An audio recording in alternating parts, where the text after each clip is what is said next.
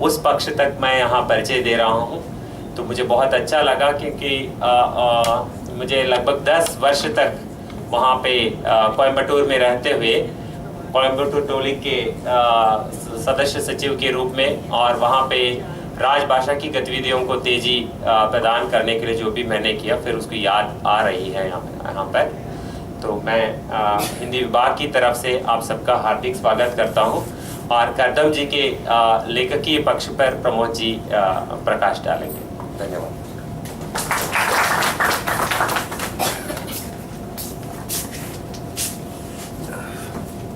धन्यवाद जयशंकर बाबू जी। मित्रों, आज हमारे सामने जो शख्स बैठे हुए हैं, जैसा अब तक आपको ज्ञात हो चुका होगा, जयप्रकाश करदम जी समकालीन जो दलित साहित्य है उसके एक महत्वपूर्ण हस्ताक्षर के रूप में जयप्रकाश करदम जी को जाना जाता है। आपका जो उपन्यास है, छप्पर उपन्यास, वो हिंदी का पहला दलित चेतना का उपन्यास माना जाता है। लेकिन एक उपन्यासकार के साथ साथ एक संपादक के रूप में भी आपकी वही प्रतिष्ठा है। दलित साहित्य वार्षिकी का निरंतर संपादन आपके करकमलों के द्वारा हो रहा है। समकालीन हिंदी लेखन में दलित साहित्यकार जो रचनाएं कर रहे हैं, जिन मुद्दों को उठाया जा रहा है, उनको समग्र रूप से एक मंच प्रदान करने का कार्य दलित वार्षिकी के द्वारा संपन्न किया जाता है। इन दो रूपों के अतिरिक्त आपके दो और रूप हैं। एक रूप आपका है दलित आलोचक के रूप में। मित्रों, समस्या ये है कि साहित्यकार लिख तो रहे हैं, लेकिन कई बार इस तरह की स्थिति पैदा हो जाती है कि उनका लेखन जिस अर्थ में वो व्यक्त करना चाहते हैं उस अर्थ में पाठकों तक नहीं पहुंच पाता या भ्रांति पैदा कर दी जाती है। तो इसलिए आवश्यक हो जाता है कि कोई आलोचक भी हो और लेखक के विषयों को, लेखक के मंतव्य को ठीक ढंग से पाठकों को समझा सके। तो वो एक पक्ष आपका रहा है। इसके अलावा जैसे मैंने आपको बताया कि सर एक कवि के रूप में भी जाने जाते हैं। आपके दो काव्य संग्रह काफ़ी प्रसिद्ध रहे हैं। पहला काव्य संग्रह था गूंगा नहीं था मैं। तो इसमें एक दलित लेखक अपनी आवाज़ को पहली बार पाठकों के सामने रख रहा है। वो दलित व्यक्ति जिसे सदियों से बोलने का मौका ही नहीं दिया गया था। एक दूसरा काव्य संग्रह हाल फिलहाल में आया, तिनका तिनका आग। तो तिनका तिनका आग जो आपका नवीनतम काव्य संग्रह है, उस काव्य संग्रह की कुछ पंक्तियाँ जैसे मैंने आपके सामने जिक्र किया, हमारे शोधार्थी जयराम पासवान आपके सामने प्रस्तुत करेंगे। स्वतंत्रता, समानता और भ्रातृत्व के जो लोकतांत्रिक आदर्श हमारे समाज ने स्थापित किए हैं, जिन आदर्शों पर भारतीय शासन व्यवस्था टिकी हुई है, उन आदर्शों की ठीक ढंग से पालना हमारे समाज में नहीं हो पाती। आज भी दलितों, आदिवासियों को उनका जायज हक नहीं मिल पाया है। दलितों, आदिवासियों के नाम पर राजनीति करने वाले दल इस शासन तंत्र के अंतर विरोधों के चक्रव्यूह में फंसकर स्वयं आज दिग्भ्रमित हो रहे हैं। एक भ्रम की सी स्थिति राजनीति और साहित्य के क्षेत्र में दिखाई देती है। तो इस प्रकार की भ्रम की स्थिति से पाठकों को और सामान्य जनता को एक राह दिखाने का कार्य दलित साहित्य कर रहा है। दलित साहित्य अपने आप में एक विकल्प है। जैसे सर ने एक बड़ा महत्वपूर्ण सवाल अपने संपादकीय में उठाया है, शायद 2006 का संपादकीय है दलित साहित्य वार्षिकी का। उसमें सर ने सवाल उठाया कि क्या दलित साहित्यकार या दलित चिंतक, दलित आलोचक या दलित बुद्धिजीवी उसी बनी बनाई व्यवस्था में अपना स्थान पाने के लिए प्रयास करते रहेंगे जो व्यवस्था विषमता मूलक है, अन्याय पर टिकी हुई है, या वो एक नई व्यवस्था स्थापित करना चाहते हैं। तो मेरा मानना यही है कि दलित साहित्य अपने आप में एक नई व्यवस्था की बात करता है।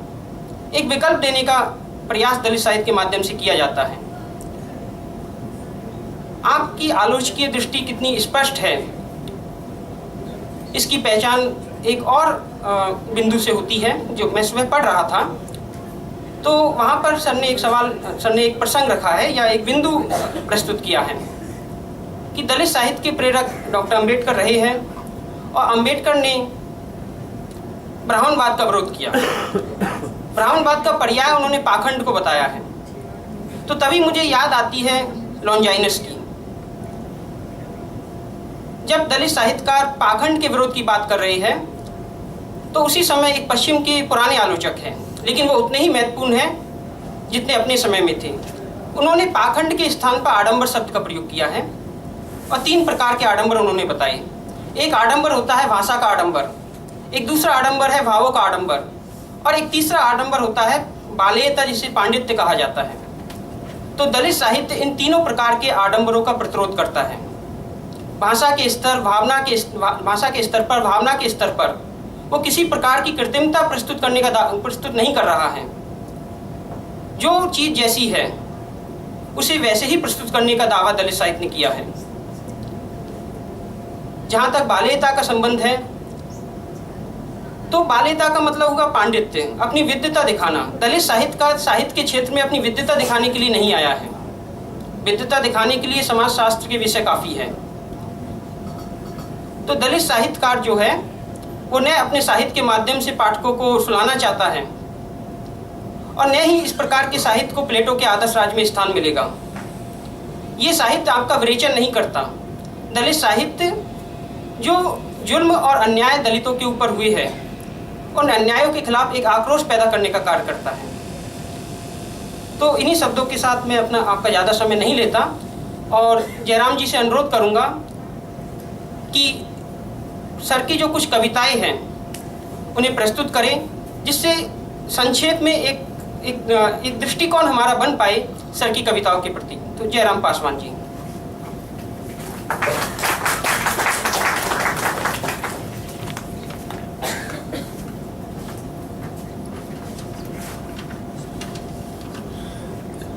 सभा में उपस्थित सभी गुरुजन एवं हमारे मित्र को मेरा प्रणाम।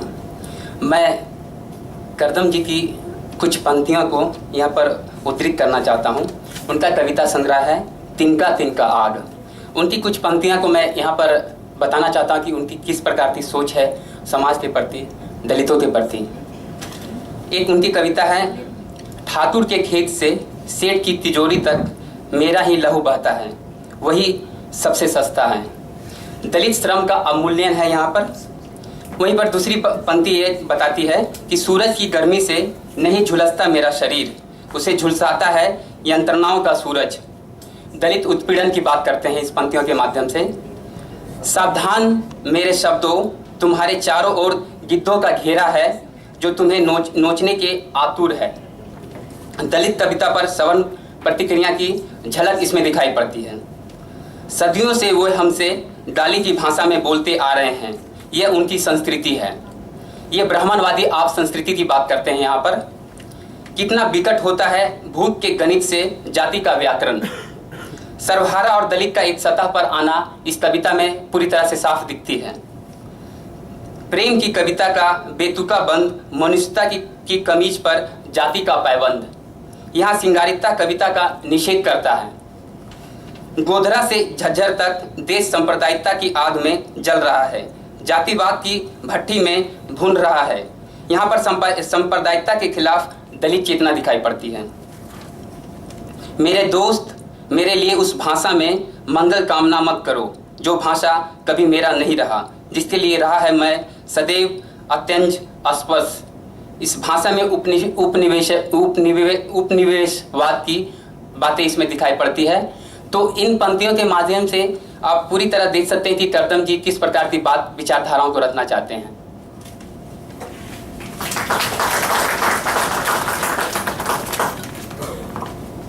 तो जैसा आपने देखा, करदम जी की कविताओं में न केवल दलित पक्ष को उठाया गया है, अपितु एक सोच का व्यापक दायरा मिलता है।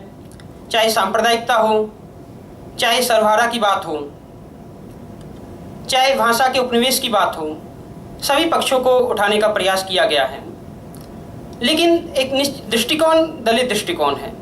अपने दलित दृष्टिकोण से समाज की विभिन्न समस्याओं को हम किस प्रकार से समझ सकते हैं वो इन कविताओं में प्रस्तुत किया गया है। तो इसके बाद मैं हमारे मुख्य वक्ता करदम जी से अनुरोध करूंगा कि आज का जो उनका मुख्य व्याख्यान है उसे वो आरंभ करें। और उनको आमंत्रित करते हुए मुझे याद आ रही है राग दरबारी की। राग दरबारी में एक प्रसंग है जहाँ सरकारी अधिकारी है जो सरकारी योजनाओं को लेकर आते हैं। प्रसंग इस ढंग से है, वो आपस में बातचीत कर रहे हैं गांव वाले। वो कहते हैं कि व्याख्यान का मजा तब है जब व्याख्यान देने वाला ये समझे कि मूर्ख है और व्याख्यान सुनने वाले भी ये जाने कि बेवकूफ़ है, और सुनने वाले अपनी सुविधा के अनुसार व्याख्यान की गोली का आस्वादन कर सके। कुछ व्यक्ति उनमें से है जो सुबह उठते ही व्याख्यान सुनते हैं, कुछ दोपहर के खाने के बाद का इंतजार करते हैं, और व्याख्यान का सर्वोत्तम समय उनके अनुसार होता है जब सोने का समय हुआ है। तो आशा है कि इस प्रकार के व्याख्यान जो हम सुनते आए हैं उस प्रकार का व्याख्यान सर का नहीं हो सकता। सर का जो व्याख्यान होगा निश्चित रूप से हमें जगाने वाला होगा, हमारी चेतना को प्रेरित करने वाला होगा। तो मैडम के शब्दों में झकझोरने वाला होगा। तो जयप्रकाश करदम जी से मैं अनुरोध करता हूं कि वो अपना व्याख्यान यहाँ पर आरंभ करें।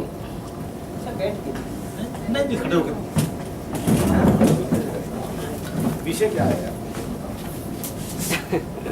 विषय क्या है? सर विषय जो हमने दिया है समकालीन हिंदी साहित्य पहले पढ़ेंगे।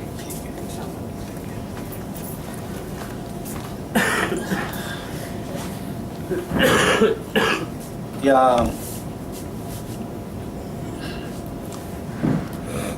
पांडिचेरी विश्वविद्यालय में हिंदी विभाग में डॉक्टर विजयलक्ष्मी जी, पदम प्रिया जी, केदार मीणा जी, जयशंकर जी और मेरे साथ में आए मेरे सहयोगी कांबले जी, रणवीर सिंह और आप सब प्यारे विद्यार्थी कहूँ या साथी कहूँ, सब हम सब लोग मित्र हैं।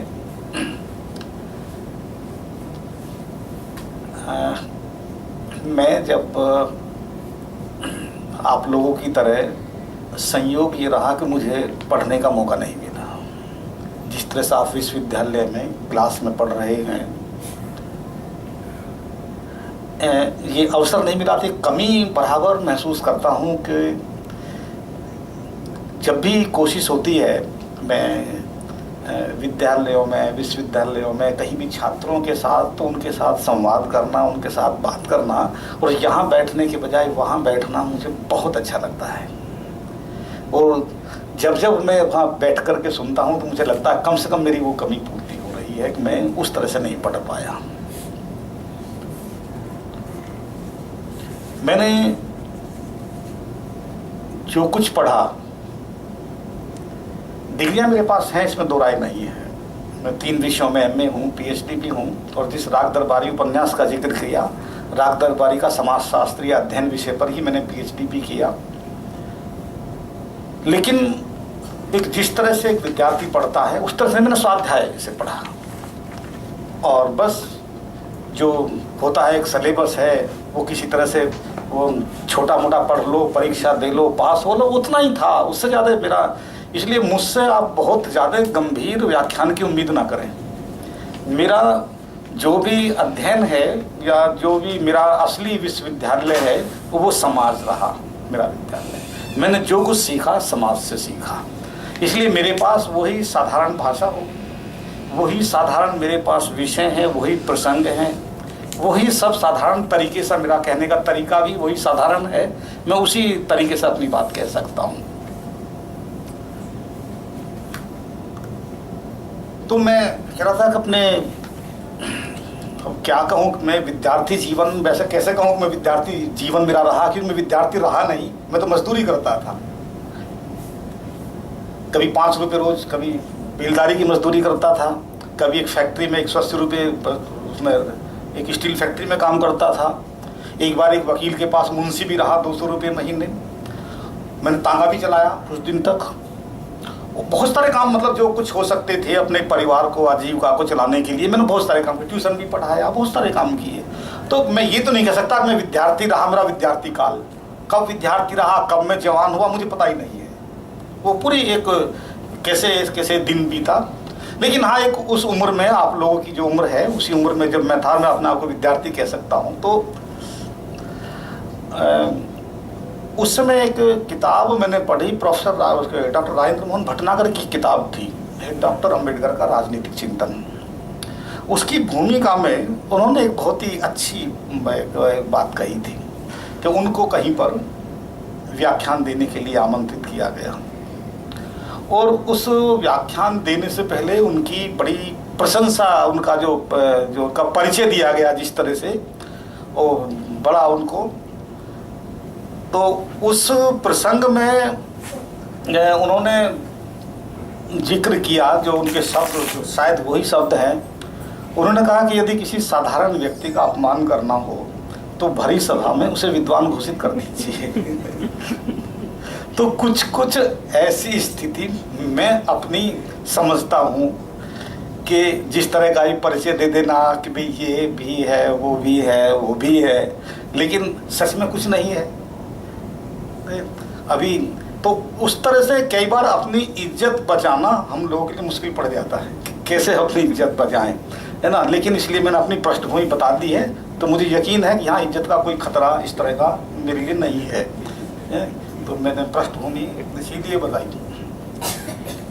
जहाँ तक रचना कर्म की बात है, ये एक संयोग है कि हमारे यहाँ आलोचक वर्ग ने मेरे उपन्यास को, छप्पर को, हिंदी का, दलित साहित्य का या दलित चेतना का हिंदी में पहला उपन्यास उसको माना।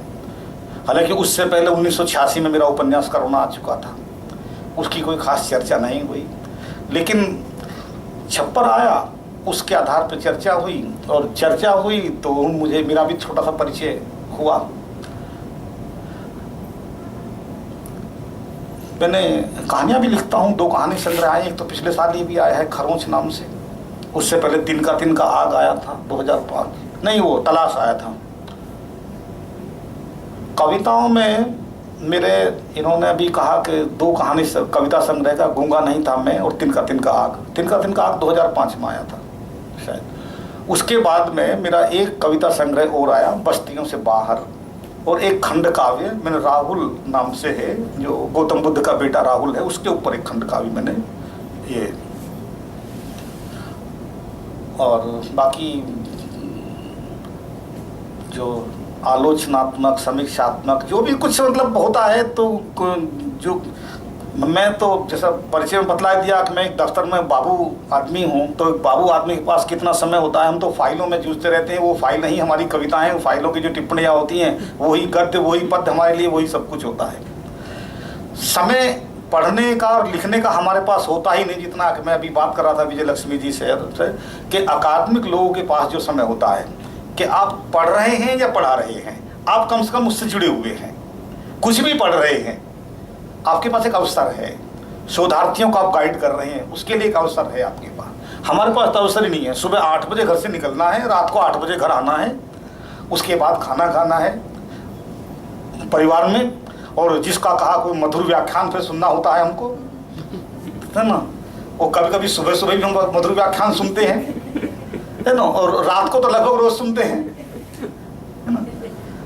तो उसके बाद वो रात को 10 बजे के बाद मैं बैठता हूँ अपनी मेज पर, और 2-3 घंटे का जो समय, बस उतना ही मेरे पास होता है कि या तो उसमें मैं पढ़ूँ या तो उसमें कुछ लिखूँ। बहुत कम समय होता है। मतलब किसी तरह से ये मान के चलता हूँ मैं कि मेरे लिए साहित्य लेखन अपने आप को एक जिंदा रखने की एक कोशिश है, बस कि मैं साहित्य में अपने आप को जिंदा रखा हूँ, एक मनुष्य के रूप में अपने आप को मैं जिंदा रखे हुए हूँ। वरना वो फाइलें तो हमको बिल्कुल अमानवीय बना देती है। वो पूरा तंत्र एक इस तरह का होता है कि वहाँ पे एक शुष्कता है, नीरसता है, बार बार वही रूटीन की वही टिप्पणियाँ, वही भाषा, वही सब चीज़ें, वही मुद्दे, वही इश्यू, कुछ नया है ही नहीं। वहाँ सहजता की, मानवीयता की बहुत कम गुंजाइश है, संवेदनशीलता की बहुत कम गुंजाइश है वहाँ। तो उस जैसे वातावरण में रह कर के बहुत मुश्किल होता है, लेकिन फिर भी हम कोशिश करते हैं और उसी कोशिश में कुछ चीज़ों को देखने की, समझने की, पढ़ने की भी कोशिश, जिज्ञासाएं बराबर रहती हैं। तो जैसा कहा, मेरे बारे में आपको परिचय भी मिल गया, और अब तो परिचय कुछ इस तरह का हो गया है कि मैं कुछ भी लिखूं, मेरा उद्देश्य कुछ भी हो लिखने का, लेकिन उसको जोड़ करके दलित परिप्रेक्ष्य में ही देखा जाएगा।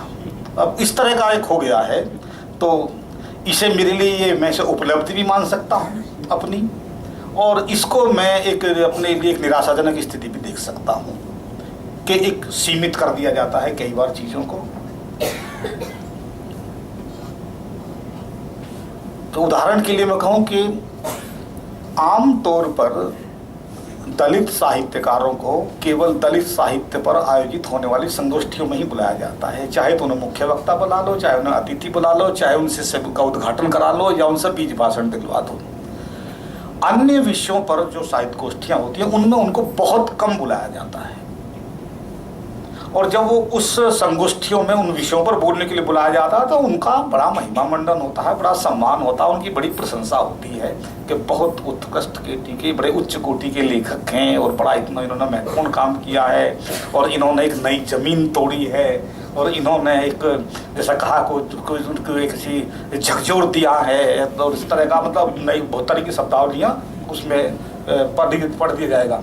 लेकिन जैसे ही दूसरे विषयों पर बात होगी तब वो दूर दूर तक फिर वो कहीं दिखाई नहीं देगा, वहाँ उनको सीमित कर दिया जाएगा उसी एक बस्ती या जो भी मोहल्ला या जो भी कह लीजिए कॉलोनी, तो उनकी अलग कॉलोनी है। ये जो हमारे सोचने का एक तरीका है, और ये तरीका, ये सोचने की ये दृष्टि हमको उसी परिवेश में मिलती चली जाती है जब हम समाज में जैसे जैसे बचपन से बड़े होते रहते हैं, समाज के संपर्क में आते रहते हैं।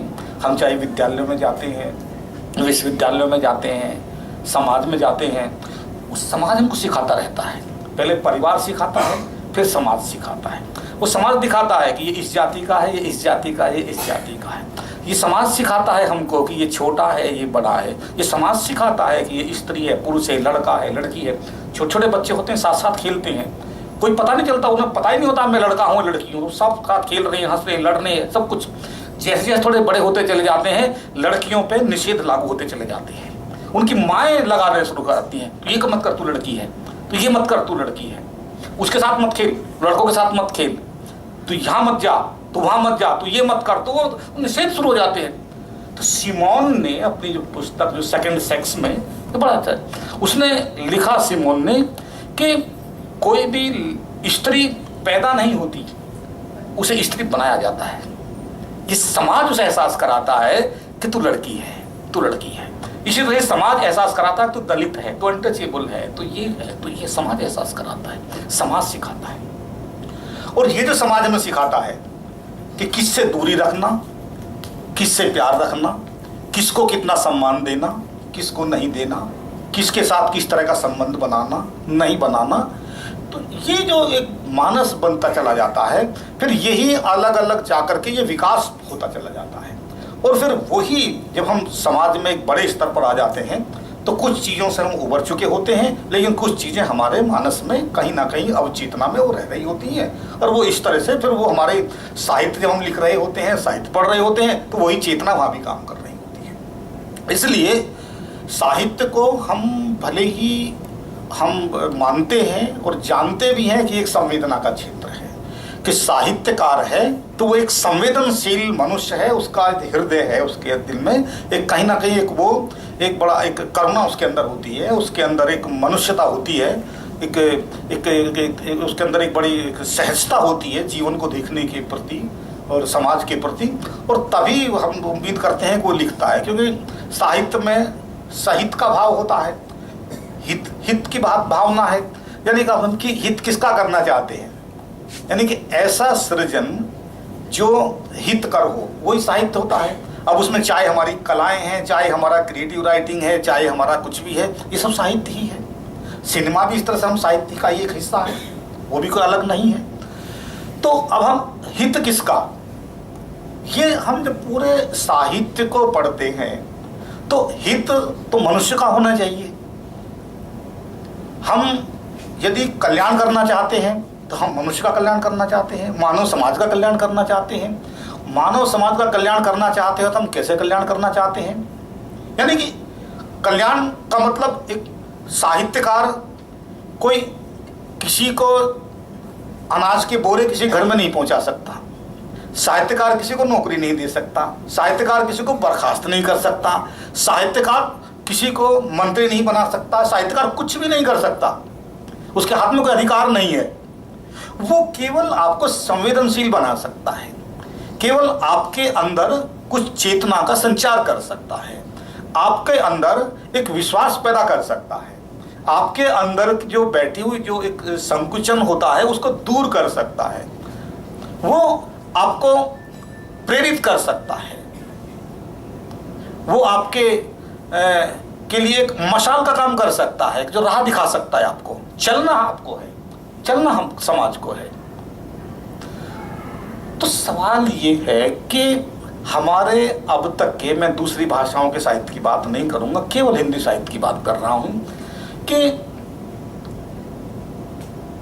इतने सैकड़ों सालों के हिंदी साहित्य का जो इतिहास हम पढ़ रहे हैं कि उस साहित्य ने कैसे समाज का निर्माण किया है, समाज को कौन सी दिशा दी है, समाज को कौन से मूल्य दिए हैं, कितना कल्याण समाज कर पाया। और जब हम उस साहित्य को पढ़ेंगे और गंभीरता से तटस्थ होकर सोचेंगे तो हमको पता लगेगा कि वो साहित्य जो है वो बिल्कुल एकांगी है। उसमें उस समाज के दबे कुचले उपेक्षित वर्गों को के लिए उनके कल्याण को, उनके विकास को, उनकी संवेदनाओं को, उनकी वेदनाओं को केंद्र में नहीं रखा गया है, उसका ध्यान ही नहीं उतर फोकस ही नहीं उतर है। और ये आप लोगों ने हिंदी साहित्य का इतिहास पढ़ा होगा, रामचंद्र शुक्ल जी का सबसे पहला आया हिंदी साहित्य का इतिहास, और उसे हम लोग मानक की तरह से मानकर चलते हैं। और उस इतिहास को आप गौर से देखें तो शुक्ल जी ने वहाँ जो कवियों का, रचनाकारों का जो नाम दे रहे हैं उनकी जातियों के साथ दे रहे हैं, उल्लेख उनका कर रहे हैं कि ये उच्च कुलोत्पन्न है, ये वो है, ये उस ब्राह्मण, ये फलाना। आखिर रचनाकार है, जाति की जरूरत क्या है पहचान बताने की? वही रामचंद्र शुक्ल एक जगह पर लिखते हैं कि चीथड़े लपेटे चने चाबेंगे चौखट पर, चाकरी करेंगे नहीं चौपट चमार की। ये रामचंद्र शुक्ल कह रहे हैं, सबके सामने है। बेशक वो बनारस के डोम राजा को लेकर लिखी गई वो कविताएं, वो पंक्तियां हैं, लेकिन वो कह रहे हैं एक ब्राह्मण व्यक्ति के लिए उन्होंने कहा है कि वो चाहे चीथड़े लपेट लेगा, कपड़े नहीं होंगे, है ना, वो चना चबा लेगा, भूखा रह लेगा, लेकिन किसी चमार की नौकरी नहीं करेगा। ये एक साहित्यकार सिखा रहा है। ये साहित्य कौन सी दृष्टि दे रहा है, कैसे हम समाज को मानवीय बना रहे हैं, कैसे हम समाज का हित कर रहे हैं। तो क्या हम उन विषमतावादी मूल्यों को आगे बढ़ाकर हम समाज का कल्याण कर सकते हैं? क्या उन विषमतावादी मूल्यों को हम उनके आधार पर साहित्य की रचना करके क्या हम एक स्वस्थ समाज का निर्माण कर सकते हैं? क्या उन मूल्यों के आधार पर हम समाज के प्रत्येक व्यक्ति को एक मानवीय गरिमा का एहसास करा सकते हैं? नहीं करा सकते। प्रेमचंद कम से कम इस बात के पक्षधर थे कि साहित्यकार वंचितों की, उपेक्षितों की पक्षधरता में खड़ा होता है। एक सच्चा साहित्यकार वो होता है कि जो वंचितों की, उपेक्षितों के प्रति पक्षधर होता है, यानी कि उनके हितों के लिए वो लड़ता है। उनके साथ यदि कोई अन्याय है, उस अन्याय का वो प्रतिकार करता है और उनको न्याय दिलाने के लिए वो कोशिश करता है। और इसीलिए कहा जाता है कि साहित्यकार जो होता है वो अपने समाज की आंख, नाक और कान भी होता है। वो सब कुछ देखता है, जो समाज में देखता है, जो समाज में सुनता है, जो महसूस करता है, वही सब चीज़ों को वो अपने ढंग से, चाहे उनकी व्याख्या करता है, चाहे उनको जो कहते हो रखता है, वो समाज में वही लाता है। तो इतने सैकड़ों सालों के हिंदी साहित्य की इस परंपरा में जितने भी हम जो बड़ा थोड़ा सा आप लोग भी कोशिश कीजिए, क्योंकि मैं तो अपने आप को बड़ा संकीर्ण मानता हूँ कि मेरा अध्ययन बहुत कम है, मैंने पहले बताया मेरी तो अपनी सीमाएं हैं, आपकी सीमाएं मुझसे बड़ी हैं। थोड़ा आप देखिएगा कि यहाँ सारा का सारा जो हिंदी, जिसमें जो हमारी कालजयी श्रेष्ठ या कालजयी जो क्लासिक रचनाएं जिन्हें हम कहते हैं साहित्य की, और जो मानक जो हमारा है, उनमें जो हमारे तो महाकाव्य आते हैं ज़्यादा, वो सारा का, और जो गद्य में भी आ रहा है, जो उपन्यास में भी आ रहा है, नाटक आ रहे हैं, उन सभी में आप देखिए कि इनमें सारा प्रकृति, प्रेम और युद्ध, ये केवल 3 विषय हैं केंद्रित। और इसके अलावा यदि कोई चीज है तो राम और कृष्ण के चरित्र या उनकी गौरव गाथाएं, या तो फिर वैदिक पौराणिक आख्यान। पूरा का पूरा साहित्य इन पर केंद्रित है। और इसीलिए इन विषयों पर, इन मूल्यों पर जो आधारित साहित्य हैं, जो कृतियां हैं, वही कृतियां श्रेष्ठ साहित्य कृतियां हिंदी साहित्य में मानी जाती हैं। कोई सी भी कृति को आप उठा लीजिए, सब में या तो वैदिक पौराणिक आख्यानों पर आधारित होंगी, राम और कृष्ण के चरित्र होंगे, उन पर आधार पर अलग अलग तरह से लोगों ने देखा है, या तो प्रकृति, प्रेम और युद्ध है। और इस युद्ध में, प्रकृति में और प्रेम में, इन सब के पीछे सेक्स है। क्योंकि साहित्य के जो परिभाषा जो उसकी आई है, उसमें ये भी क्या, उसमें कि साहित्य आनंद के लिए लिखा जाता है। और आनंद जो व्यक्ति देखता है तो उस आनंद में सेक्स आनंद का एक पहला और बड़ा महत्वपूर्ण आधार होता है। इसलिए जो रासो परंपरा के जितने महाकाव्य हैं उनको आप देखें तो वो सब युद्ध है। अब हमारे यहाँ साहित्य में पढ़ाए नहीं जाते आला, वो लोक साहित्य की रचना कह के उन्हें हम कई तरफ रखते हैं, वो उसमें युद्ध है, रासो परंपराओं में तो है ही है। और युद्ध क्या है, एक राजा दूसरे राजा से युद्ध किस लिए कर रहा है, वो अपना वर्चस्व कायम करने के लिए, या तो किसी राज्य की, जो हम किससे कहानी पढ़ते हैं, सुने सारा कुछ, कि उस राज्य की बड़ी कोई लड़की, राजकुमारी या कोई ये बहुत सुंदर है, उसको पाने के लिए वहां आक्रमण किया जाता है। आज भी हमारे यहाँ जब शादी होती है तो दूल्हा घोड़ी पे चढ़ के जाता है, और जब वहाँ जिस लड़की के गांव में उसके बाहर जाकर के वहाँ पहले वो बम पटाखा जो भी कुछ है वो छोड़ा जाता है ना, और उसके बाद में फिर वहाँ जाते हैं, और जब लड़की चलती है वहाँ से तो चलते समय वो रोती है। ये हमारे यहाँ है। थोड़ा सा टूटने लगा है जो आजकल तो लोग, आजकल वो लव मैरिज होने लगी हैं तो वहाँ लड़की मैच्योर फिर एज में होने लगी हैं तो लड़कियाँ कम रोती हैं। लेकिन एक परंपरा, मैं अपने समाज की बता रहा हूँ, ये परंपरा वही है कि पहले वो एक दूसरे राज्य पर आक्रमण करते थे, घोड़ों पर चढ़कर आते थे, वहां राज्य के पहले जाकर के वो सूचना देते थे हमने तुम पर आक्रमण कर दिया, या तो सरेंडर कर जाओ नहीं तो हम तुम्हारे ऊपर युद्ध करने वाले हैं। ये उस बात की सूचना होती थी कि हम आ गए हैं, या तो सरेंडर कर दो, हमारी मांगे मान लो, हमारे साथ संधि कर लो, और यदि नहीं कर रहे हैं तो आक्रमण झेलने के लिए तैयार हो जाओ। और उस सूचना के बाद में होता क्या है कि जब गांव के मुहाने पे बारात पहुंच जाती है और जैसे ही वो एक पटाखा या बम छोड़ दिया जाता है तो वहां के कुछ 4-5 पंच लोग आते हैं, उनका स्वागत करते हैं बारात का, तब बारात को ले आते हैं, संधि कर लिया, हमने आपकी बात मान ली, अब आप चलिए, आप जो लेने आए हैं हम आपको देने के लिए तैयार हैं। तो वहां नहीं दिया जाता था तो तब आक्रमण होता था, और फिर वहां से आक्रमण में उनका कन्या या धन या जो भी कुछ है वो सब उनसे जीत लिया जाता था। ये उसका केंद्र है।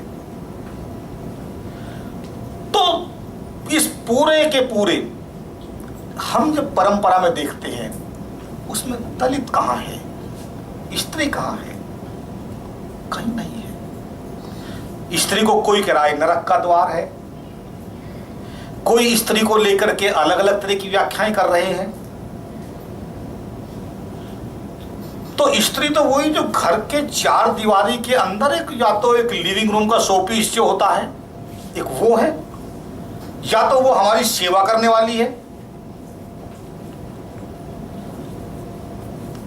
आज भी क्योंकि मैं गांव का रहने वाला हूं तो गांव के समाज को बहुत अच्छी तरह जानता हूं। जब लड़के के लिए कोई दुल्हन ढूंढी जाती है तो पहले तो होता है कि वो सुंदर देखी जाती है, सुंदर होनी चाहिए। तो जो जिन परिवारों में, जैसे महानगरों में या एक संभ्रांत परिवारों में, तो उसकी सुंदरता और उसकी शिक्षा, ये दो चीज, सुंदर हो और शिक्षित हो, ये दो चीजें। गांव में देखा जाता सुंदर हो लेकिन उसके साथ साथ स्वस्थ हो, वो शरीर से मजबूत होनी चाहिए। ये जो हमारे यहाँ, ये बता रहा हूं कि जो हमारे साहित्य में जो एक सौंदर्य के जो पैमाने हैं, सौंदर्य की जो दृष्टि है, जो सौंदर्य शास्त्र हमारा विकसित हुआ है, ये उसकी ओर मैं संकेत कर रहा हूं कि जिसके आधार पर हम रचनाओं को कहते हैं कि ये श्रेष्ठ रचना है, और जिसे कहते हैं कि ये खारिज करते हैं कि ये श्रेष्ठ रचना नहीं है, वो हमारे पास एक पैमाने है। हमने सौंदर्य शास्त्र का एक खाका खड़ा किया हुआ है कि उन मानकों पे कि उसमें ये वो जो रस सिद्धांत है उसके ऊपर जो आपका जो अलंकरण है, जो अलंकार है ना, जो और चीज़ें हैं, जो उसकी भाषा है, उसकी शैली है, उसका सोचतव है, उसमें ये सब चीज़ें हैं, तो हमने वो सब खासा खड़ा किया कि उसके आधार पे वो चीज़ें अच्छी होनी चाहिए, कि उसकी भाषा इस तरह की हो। लेकिन सौंदर्य की भी केवल एक ही दृष्टि नहीं होती। जैसे मैंने कहा कि यदि एक संभ्रांत परिवार है, उसकी सौंदर्य को लेकर एक अलग दृष्टि है। गांव की एक साधारण लोग मजदूर कर रहे एक श्रमिक वर्ग की, उनकी एक अलग दृष्टि है, अलग संस्कृति है। जब ऐश्वर्या राय मिस वर्ल्ड बनी, उस दिन मैं अपने गांव में गया हुआ था, और आमतौर पे ये होता था कि मैं जैसे गांव गया तो बाहर अपना गाड़ी खड़ी की तो मैं अंदर जाता, अपनी माँ से मिलता, चाची से मिलता, है ना, होता है सबसे, परिवार में सब लोगों से मिल करके। वो संयोग से मैं गया तो बाहर बैठक में वो टीवी चल रहा है और वहाँ उसका लाइव टेलीकास्ट हो रहा था वो ऐश्वर्या राय का। मैं भी जाके बैठ के लगा, तो मेरी बहनें, चाचा की बेटियाँ और आस पड़ोस की भी कई, उनमें एक तो जो हमारे मोहल्ले की भाभियाँ वगैरह होती हैं, मेरी माँ भी वहाँ बैठी थी, तो माँ से मिल लिया। उन सबको देख करके मैं भी देखने लगा। अंदर मेरी चाची को पता लग गया कि मैं आया हूँ, तो उन्हें अजीब लगा कि मैं मिला नहीं हूँ, तो वो आटे में हाथ सने हुए बना रही थी खाना, तो आई वहाँ से उठते हुए, हैं कितनी देर हो गई आए हुए कि मिला भी नहीं, जैसे होता है प्यार में। अरे हमने कहा आओ मिलेंगे बाद में, तुम भी देखो। हम कि तो बोले क्या देखना है? हमने कहा आओ देखो तो सही, तुम भी आ जाओ, रोटी बन जाएगी बाद में। कोई कह रही मेरी रोटी जल जाएगी। हमने कहा जलने दे एक रोटी, कोई बात नहीं है, हम जली हुई रोटी खा लेंगे, तुम देखो। तो जब वो देखकर बोले क्या आ रहा है? हमने कहा ये देखो, ये दुनिया की सबसे सुंदर स्त्री चुनी गई है, ये हमारे देश की है, इसे देखो। पहले तो दिखाई नहीं दिया, जो क्लोजअप में आई नजदीक तो उसने उसको देखा। हमने कहा देखो ध्यान से, ये है, इसका नाम ऐश्वर्या राय है, दुनिया की सबसे सुंदर स्त्री। अब मिस वर्ल्ड तो क्या समझेगी वो? हमने कहा दुनिया की सबसे सुंदर स्त्री चुनी गई है, हमारे उसकी है। और उसने बहुत ध्यान से देखा है, 2-3 बार जो क्लोजअप में आई, और देखने के बाद में वो फिर हमसे बोली क्या है इसमें? तो उसने कहा क्या है इसमें? तो हमने कहा ध्यान से देखो कितनी सुंदर है, ये पूरी दुनिया में इतनी सारी लड़कियों में चुनी गई है। मैं देखो इतने अलग अलग देशों की हैं और अपने अपने देशों की सबसे सुंदर स्त्री चुनकर आई है, उनके बीच में से ये चुनकर आई है, इसको देखो। उसने फिर देखा और बोली कहता रही हूँ क्या है इसमें? तो बड़ा चौंका हमने। तो वो बोली इस पे एक हेल उपले तो चलेंगे ना, जो काऊ डंग से, जो गोबर से जो उपले बनाए जाते हैं, और जो ईंधन जो रोटी बनाते हैं गाँव में चूल्हे में लगा करके, उसमें 5 या 10 किलो वजन होता है। उसमें बास्केट बड़ी सी जो टोकरा बोलते हैं उसको हम लोग, है ना, उसका क्या है, लकड़ी का बना हुआ, तो उसके अंदर वो औरतें अपना भरती हैं, सुखाने के बाद उसको 5 किलो 4 किलो 5 किलो, हाथ धुआ 10 किलो वजन। तो वो कह रही इस पे एक हेल उपला नहीं, इतना वजन तो इस पे चलेगा नहीं, किस काम की है ये। तो ये अलग अलग उपयोगिता उसकी है। तो वो जो रोल मॉडल हो सकती है एक ब्यूटी का, एक अलग एक मानक हो सकती है एक अलग समाज के लिए, लेकिन उस श्रमिक समाज के लिए, गांव के समाज के लिए वो मानक नहीं है, वो सुंदरता का वो पैमाना नहीं है, वो खारिज हो जाता है। इसीलिए गांव में जब लड़की देखने जाते हैं दुल्हन, तो सुंदर के साथ साथ देखा जाता है स्वस्थ कितनी है, क्या हमारे खेत क्यार के काम कर पाएगी कि नहीं कर पाएगी, ये देखना जरूरी होता है। इसलिए कई बार ये लोग बड़ा गर्व से बताते हैं, मुझे देखते हैं लड़की देखी आए कैसी है, आके पूछा जाता है, यदि बड़ी मजबूत है, जहां पैर हाथ वो एड़ी मार देगी वहीं से पानी निकाल देगी, इस तरह का बताया जाता है, जहां एड़ी मार देगी, यानी कितनी मजबूत है कि सारे काम कर लेगी, घर के खेती के, पशुओं को चारा डालना है, ये करना है, घर का काम करना, सब काम कर लेगी। तो ये जो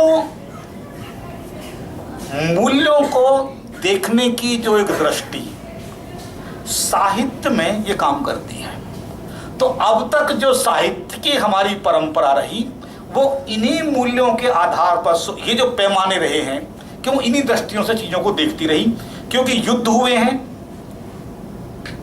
स्त्री को लेकर, और स्त्री कौन आकृष्ट करती है, जो देखने में सुंदर हो, चारू हो, इसलिए चारू कहा जाता है ना। मुझे ध्यान नहीं आ रहा, एक बार मुद्रा राक्षस ने बहुत अच्छा एक तद्भव में लिखा था सौंदर्य दृष्टि पर, और उन्होंने ये उस लेख में लिखा था हमारे यहाँ हिंदी में सौंदर्य शास्त्र जैसी तो कोई चीज नहीं है, जो कुछ है वो सौंदर्य बोध है। और उसमें उन्होंने उसको लेकर के कई नाम सौंदर्य को, एक स्त्री के अलग अलग नाम, जैसे रमणी, चारू, है ना, और कई तरह के उन्होंने दिए, उन अलग अलग तरह के मैं उसमें नहीं जा रहा। लेकिन ये जरूर कह रहा हूं, जब हम इस तरह के सौंदर्य की बात करते हैं तो उस सौंदर्य में जैसे हम चाहे तो हम इसका जो रीतिकालीन जितना भी आपका साहित्य है उसमें रीतिकालीन इसके अलावा कुछ है ही नहीं, जिस पर हम बड़े गर्व के साथ अपने रीतिकालीन गर्व करते हैं और साहित्य को पढ़ते हैं और पढ़ाते हैं। उसमें नक सिक से लेकर के हर चीज़ों का, उसमें पूरा शरीर उसका, है ना, सब चीज़ का वर्णन है उसमें, और बड़ा खुला खुला है, बहुत नग्नता के साथ है, और कई जगह बहुत नग्नता भी विभत्स तरीके से है, जिस पर हमको पढ़ते हुए या उस पर बोलते हुए भी शर्म आती है। कई बार हम क्या ये हमारी उस संस्कृति में ये कहीं रचनाएं ठहर सकती हैं? हम एक सिनेमा में कहीं नग्न सीन देख करके हम उसकी आलोचना करते हैं कि ये क्या, ये अब संस्कृति हो रहा है और ये अश्लीलता फैल रही है और सारा कुछ हो रहा है, और हम तोड़ फोड़ मचाते हैं, जाकर सिनेमा घरों में आग लगाते हैं, उसके स्क्रीन फाड़ते हैं, उसका ये करते हैं। लेकिन उससे ज्यादा विभत्स नग्नता हमारे रीतिकालीन साहित्य में भरी पड़ी है, उसको हम गर्व के साथ पढ़ रहे हैं, पढ़ा रहे हैं, आनंद ले रहे हैं उसमें। तो ये जो दृष्टि है सौंदर्य की, इसको बदलने की कोशिश दलित साहित्य ने की है कि चीजें सिर्फ ऐसी नहीं है जैसी दिखती है, यानी कि जो चीज आपको सुंदर लग रही है वही चीज मुझे भी सुंदर लगे, जरूरी नहीं है।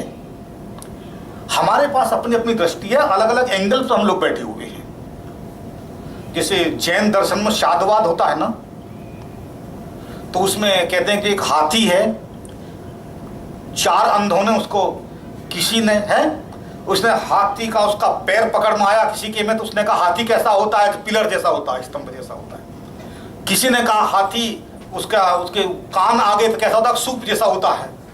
यानी सब अपने अपने दृष्टि से करें, हाथी ऐसा होता है, हाथी ऐसा होता है, सब अनुमान लगा रहे हैं कि जो जैसा उसका अनुभव कर पा रहा है। तो सबकी अनुभूतियां एक नहीं होती।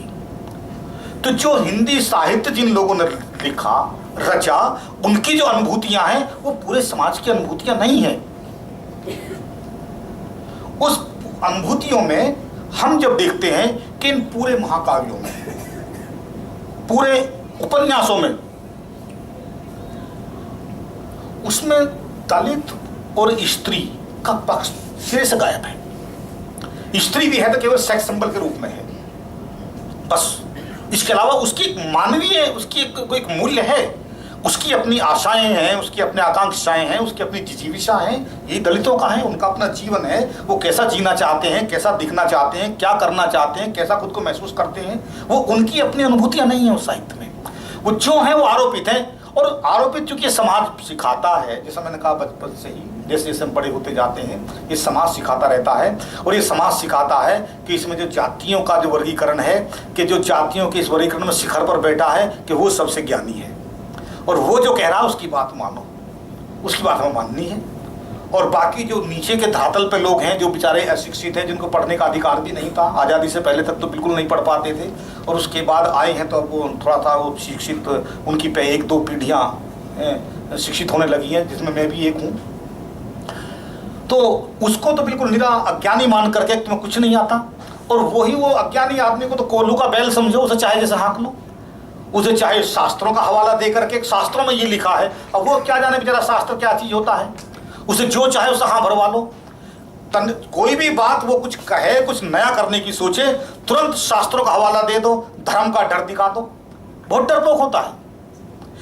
आस्था, भक्ति, ऐसी चीजें ये मतलब एक तरह के विष हैं ये, जो दलित समाज को दे दिए गए, और उस पर ये उनको बड़ा महिमा मंडित कर करके उनको भक्ति की चाशनी में विष की गोली दी जाती है। कैसे जहर दिया जाता है उसका बढ़िया उदाहरण दुनिया में कहीं देखना हो तो हमारा हिंदी साहित्य देख लिया जाए, कि उसमें कबीर को पढ़ाएंगे, रविदास को पढ़ाएंगे तो उनकी वही भक्ति की रचनाएं, जहां वो भक्त हैं, कहीं राम को लेकर के, कहीं माया की बात करके, कभी कहीं कुछ बात करके, और वो सारा उनको कि बस तुम इसमें आनंद लो, भक्ति में आनंद लो, और तुम्हारा इसमें तुम्हारा जन्म तर जाएगा, तुम भव सागर को पार हो जाओगे, और तुम्हारा ये हो जाएगा, पता नहीं क्या क्या हो जाएगा, बस तुम भक्ति करो, भगवान के पास जाओ, उसकी आराधना करो। और उनका शोषण करने के लिए उस भक्ति का आवरण में वो निष्काम कर्म योग जैसे सिद्धांत दार्शनिक गढ़ दिए गए है ना, कि तुम केवल अपना निष्काम भाव से कामना मत करो, केवल अपना कर्म करो, फल क्या मिलेगा उसकी कामना ही मत करो, सोचो मत उस पर, जो फल मिले उसे स्वीकार कर लो।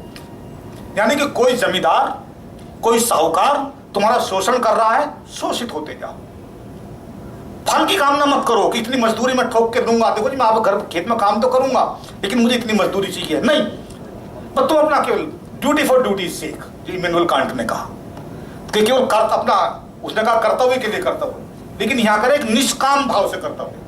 कांट ने कम से कम इतना तो ठहर गया, उसमें एक मॉरलिटी तो है कांट के पास में, नैतिकता, कि ड्यूटी फॉर ड्यूटी, जो आप है उसे अभी ड्यूटी समझ के कीजिए, ड्यूटी फॉर ड्यूटी से।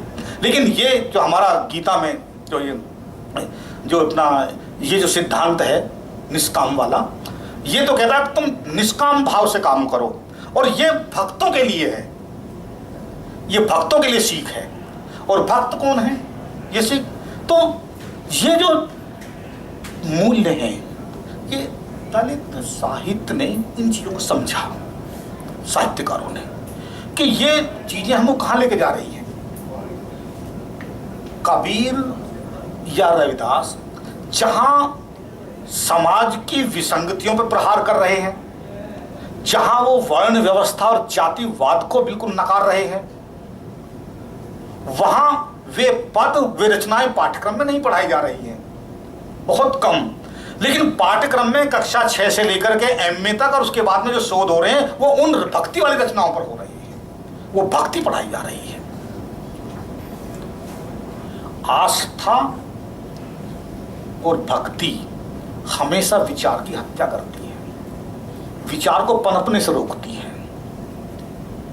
इसीलिए जो भक्त होते हैं ना, वो भजन गाए रहते हैं, राम राम जय श्री राम, जो भी कुछ है अपने अपने अलग तरह के, बस वो गाते रहते हैं, मस्त रहते हैं, नए विचार के लिए गुंजाइश नहीं, वो सारी खिड़कियां बंद हो जाती हैं। बस जो है ये है, इसी में आप रहिए, और जो कुछ आपको मिला इसी में आनंद लीजिए।